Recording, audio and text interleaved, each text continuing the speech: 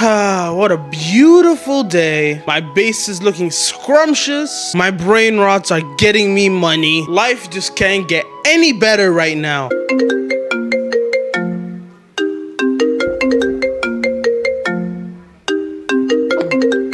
Hello? Just what on earth are you doing? I'm playing Steal a Brain Rot. Dog, what the hell is a brain rot? Well, it's this Italian meme thing on Yeah, I don't care. My question is, what are you gonna upload next? I mean, I had some ideas, but I just haven't recorded yet. But why are we in such a rush? I uploaded 4 days ago. 4 days ago? That's almost a week. What are you talking about? Corey hasn't uploaded in over a month. Surely I could take a couple days. Corey, that guy averages 20 million views per videos. He's out the hood. Did we make it? Last time I checked, you're still eating Cheerios out the box. So like I was saying, get back to work. Yes, boss. Whatever you say.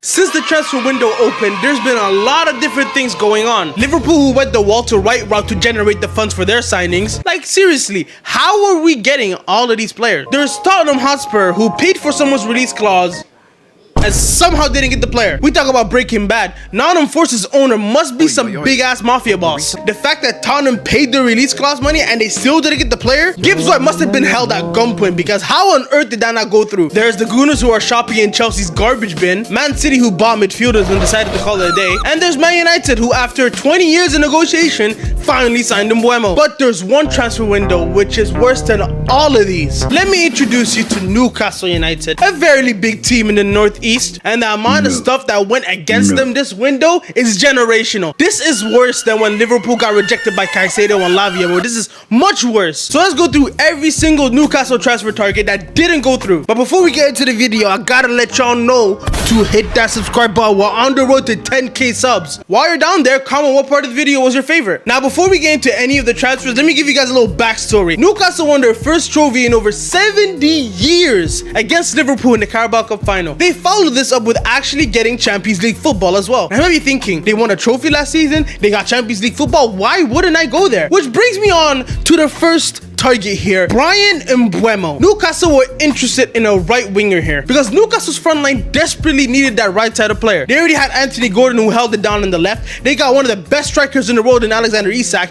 but they used to have Miggy Almiron playing right wing. You know how crazy it is when they got a two-man step as good as Gordon and Isak is, then they got some random-ass bum at right wing. Like, Grealish's curse is not gonna work out the entire season, dog. And their number one target was Bryan Mbeumo of Brentford. He carried them to a mid-table finish last season without Ivan Toney. And him being 24 years old as well, I know. He looks 50. That would have sorted Newcastle's front line for the next 5 years. But then, Bryan Mbeumo says that he wants to go to 15th Manchester United. Now, before I get into Newcastle getting rejected, Bryan Mbeumo, what are you thinking? This dude rejected Champions League football, the chance of playing with Isak and Gordon, for 15th and Rasmus Højlund. I would have rather stayed at Brentford than play with Rasmus Højlund. Now, obviously, the only reason United got him is because they got money. Just because they finished 15 doesn't mean that they're broke all of a sudden. But Newcastle got rejected, and they switched their targets to Anthony Elanga for 55 million pounds, not euros, not dollars, 55 million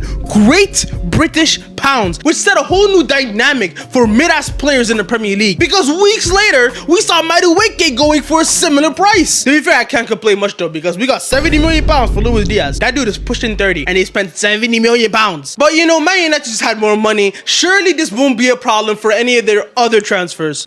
It can. So Newcastle had this little plan they had, right? They wanted another striker to play with Isak in a 4-4-2. And they managed to lock down Joao Pedro from Brighton and Hove Albion. The thing is, Newcastle should have had Pedro a couple years ago when Watford accepted their bid. But things fallen down and he ended up going to Brighton. And they're like, you know what? Let's just bring him back. But he said, nah, I don't want to go to Newcastle. And instead decided to go to Chelsea instead. And the thing is, Newcastle had 2 bids rejected by Brighton. And Chelsea come all of a sudden and just take him. You know what? 2 rejections, not bad. Like, surely it doesn't get worse than this.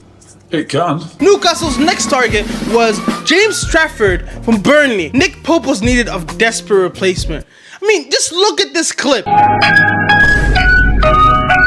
So yeah, they needed a goalkeeper ASAP. And Fabrizio tweeted saying that Newcastle are closing in on James Trafford and that agreement should be done very, very soon. Until... Shout out Ray William Johnson. 115 charges showed up. Man City just came in and swooped him up from Newcastle's hands. So now they don't have their Pope replacement. So they need to find another goalkeeper. But they said, you know, let us just get another center back because we need center back depth. And they went to Crystal Palace and wanted to buy Mark Guehi from them. They put in a couple bids, which all were rejected, obviously. And you have realized all of these other Premier League teams are making it so hard for Newcastle to buy players. But when any of the big six show up, It's free real estate.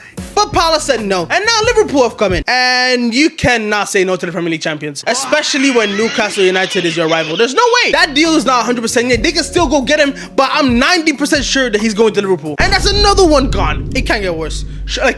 Surely it can't get worse than this. It can. You remember when I told you earlier that Newcastle wanted someone to play with Alexander Isak? They found their new target. Hugo Ekitike of Frankfurt. Chelsea were interested at some point, but they backed off. They put in a couple bids, which again were rejected. What's up with these teams rejecting Newcastle's bids? But this is where the bomb dropped. Liverpool wanted their star striker, Alexander Isak. Now, I might be thinking, what does them wanting Alexander Isak got to do with them signing Hugo Ekitike? Well, Liverpool, they're not dumb. They went to Newcastle and grabbed them by the balls. They told them, if you don't give us Alexander Isak, we will take your #1 target. Now, you might be thinking again, what kind of a threat is that? Let's just keep Alexander Isak. Now, you are correct. They did indeed do that.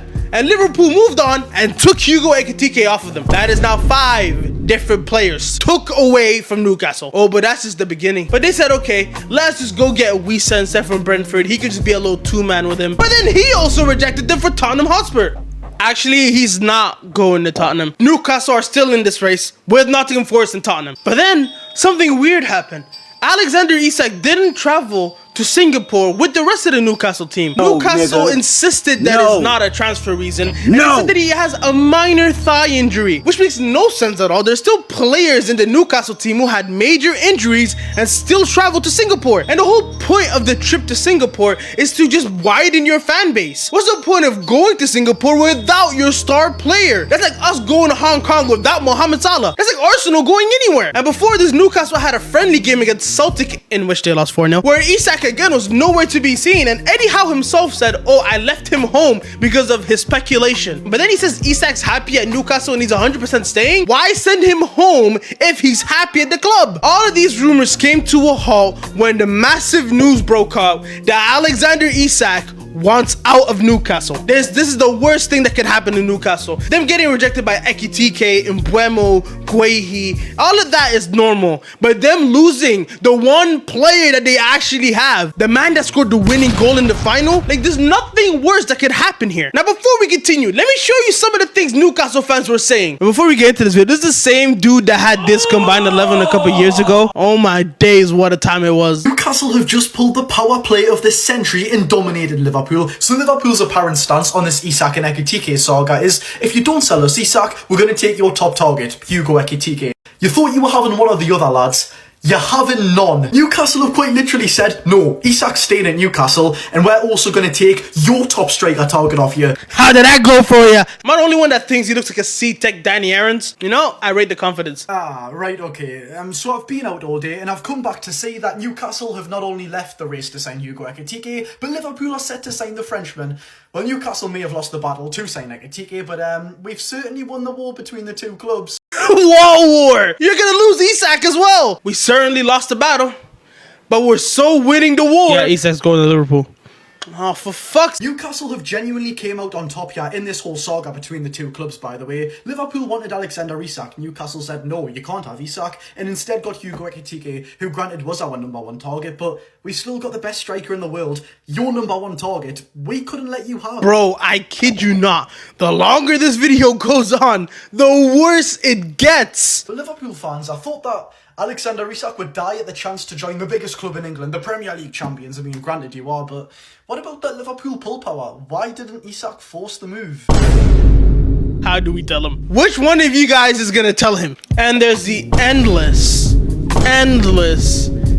endless tweets that Isak is not going to Liverpool. It got to a point where they're now complaining about FFP. Liverpool are one of the best run clubs in the world. We are nowhere near in trouble with FFP. And it's mostly the Chelsea and Arsenal fans crying about it. That's the funny thing. Also, there's the Arsenal fans that were talking about Isak is the next Henry, and now they're saying that Gyökeres is better than him. And the situation right now is Liverpool are gonna make a bid within the next week. Like I mentioned earlier, we sold Luis Diaz for 70 million, which is probably gonna fund the Isak deal. Which means that Newcastle have been rejected now by Mbeumo, Trafford, Guehi, Pedro, Ekitike, Isak. That's 6 different players. Is it just somewhere that nobody wants to be or something? Because this is outrageous. Anyways, that's all I got for this video. Hopefully you guys enjoyed. Like I said earlier, make sure you hit the subscribe button. We're on the road to 10K subs. Like the video if you haven't already, and I'll see you guys next time. Have a good day, people.